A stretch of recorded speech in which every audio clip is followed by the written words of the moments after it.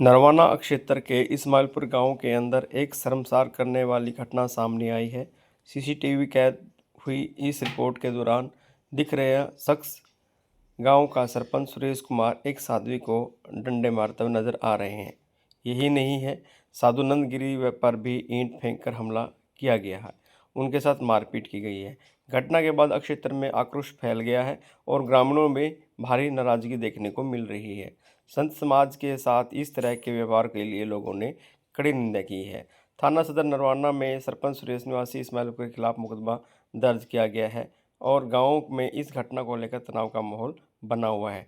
क्या कुछ कहते हैं गांव के लोग, ग्रामीण जो सदर थाना नरवाना के अंदर पहुंचे हैं, उनमें भी आक्रोश बना हुआ है और क्या कुछ मांग है उनकी, वह सारी जानकारी यहाँ के ग्रामीण। जैसा कि आपको पता भी इस मामले के बारे में, कल दोपहर बाद जो हमारा गांव का सरपंच है, जो कोई काम करवा रहा था और मज़दूरों को लेकर के कोई हमारे जो महाराज हैं और जो माई है उसके साथ कोई कहासुनी हो गई। और कहासुनी हो भी जाती है कि सरपंच अगर थोड़ा सा भी दिमाग नाम की चीज़ होती है उसके अंदर, उसने गांव को बोलना चाहिए था। अगर इन्होंने कोई गलत बात कही है तो उसने गाँव को बोलना चाहिए था। गाँव उसके साथ खड़ा था सारा। 3 साल पहले बनाने वाला सरपंच को सारा गाँव है नरवाना से बुलाया था, साथ में कोई नहीं खड़ा था, बुला करके सरपंच बनाया था। सबसे पहले सबसे आगे हम खड़े थे। और आज इस बात का गुस्सा में सबसे ज़्यादा इस बात का कि गांव का जो मंदिर है वो पूरी गांव की आस्था का प्रतीक है और पूरा गांव 36 बिरादरी उसके अंदर अपना माथा टेकती है और गांव की भावनाएं उस मंदिर के साथ जुड़ी हुई हैं। इवन गांव का कोई बाहर भी गया हुआ, चाहे 400 किलोमीटर है, चाहे विदेश के अंदर है, जो भी आते हैं इसके अंदर सारे इस गांव के इस मंदिर को मानते हैं। और 36 बिरादरी के लिए मंदिर ये सबके लिए बड़ा, जो मैं आपको बता रहा हूँ कि मज़दूरों के साथ माई की या इनकी कोई कहासुनी हो गई, पता नहीं उसके अंदर बात क्या थी, वो वही बता सकते हैं उस मामले में। तो उसके बाद हम तो सीसीटीवी देखा, उस वीडियो के अंदर ये इन्होंने बताया है जो कि सरपंच बुरी तरह से इनको गाली गलौज कर, दीवार के ऊपर से सीसीटीवी कैमरा उनके ऊपर लगा हुआ है। उसके बाद पूरी गाली गलौज के बाद सरपंच ने डंडे उठाए, डंडे लेकर के एक माई जो कि बेचारी 70 साल की है, इससे 30 साल बड़ी है, उसके बराबर जो डंडे मारे हैं, इससे ज़्यादा शर्मनाक बात नहीं हो सकती। पूरे गांव के अंदर बहुत ही रोष है इस बात को लेकर के और पूरा गांव चाहता है कि इस महाराज को, इनको जो माई है, इनको न्याय मिलना चाहिए। इस तरह से तो गांव के अंदर बवाल मच जाए, कल और मारेगा इनका आकर के कोई, तो इनकी कहाँ से सेफ्टी होगी। और मंदिर के अंदर कौन पुजारी रहेगा? गांव का मंदिर के अंदर, हर गांव के अंदर मंदिर है, हर गांव के अंदर दादा खेड़ा है।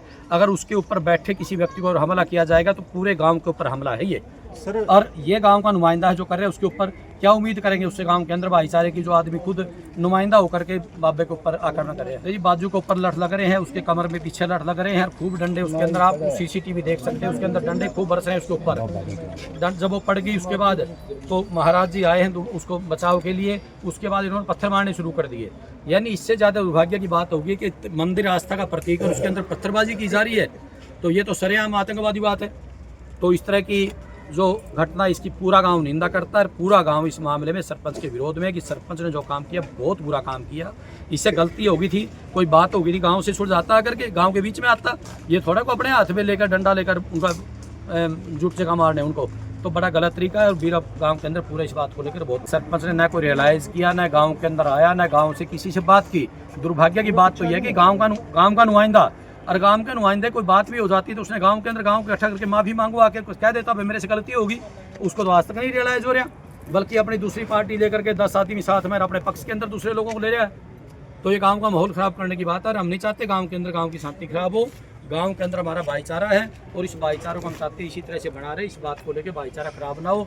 और इस माई को और बाबा को यही कहा है, मुकदमा दर्ज कर दिया गया है, कानून के हिसाब से उचित कार्रवाई इनके खिलाफ की। 115 है, सेक्शन 126 है, 333 है, 351 2 है।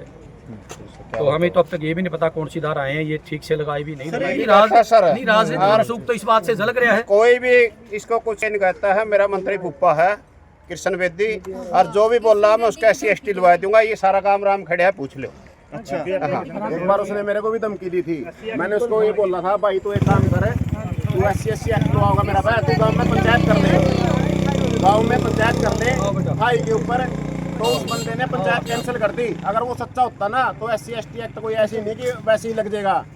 SHO साहब ने हमें पूरी सांत्वना दी है, सर माइक देना, पूरी सांत्वना दी है, उन्होंने कार्रवाई का पूरा वो किया है।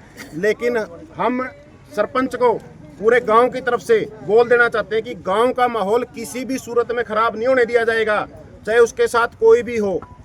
गांव का माहौल हम खराब नहीं होने देंगे और ऐसे किसी भी माई के ऊपर हम लठ नहीं बरसने देंगे। अगर उसमें फिर भी अकड़ है तो टाइम रख के आ जियो गाँव में, बता दियो भाई मैं ये कार्रवाई करूंगा, वो नहीं करने देंगे हम दोबारा। सर सरपंच को हिरासत में ले लिया गया है। पुलिस के जैसे पुलिस ने जानकारी दी है उसको हिरासत में ले लिया गया और पूछताछ जारी है। मैं ताराओं का पता नहीं, हम अपने वकील से अभी बात करेंगे। उसके बाद इसकी तो यही ले इसका है ये बेलेबल अच्छा नॉर्मल है, नॉर्मल धाराएं कोई नहीं नॉर्मल धारा है तो उचित होगी, वकील से सलाह लेकर आप बात कर लेंगे इससे इस बारे है कहना। अगर ये धाराएं बेलेबल है तो हम संतुष्ट नहीं है, क्योंकि ये कल को तो अपने दूसरे मंत्री भी है उनके ऊपर भी आक्रमण करेगा। ये पहले भी उसने कोशिश करी है, हमने पहले भी गाँव में हमने कोशिश करी भी मामला आगे ना बढ़े। अगर पुलिस उचित कार्रवाई नहीं करती तो हम डीसी से भी मिलेंगे, महिला आयोग में भी जाएंगे और जो हमारे मंत हैं, मंतों के ऊपर जो इनके बड़े मंत हैं वो भी गांव में इकट्ठे होंगे।